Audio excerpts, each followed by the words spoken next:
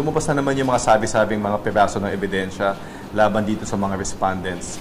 Hindi lang ito isang piece of evidence, ngunit multiple pieces of evidence to na pwede magsama-sama at makonsider na circumstantial evidence upang maipakita na may probable cause upang ma-charge sila.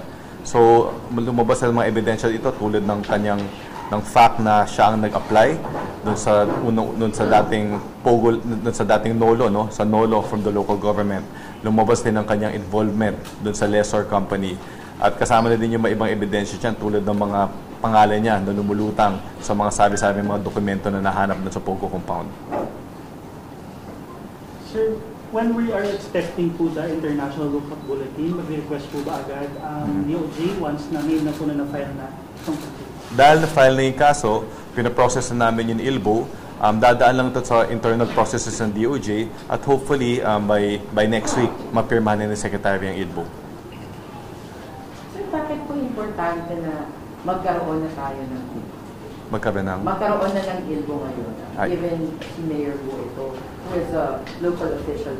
Hindi naman natin matatanggi na kahit sinong makasuhan ng kriminal ay may flight risk. Lalo na kung may resources ito na ibang bansa.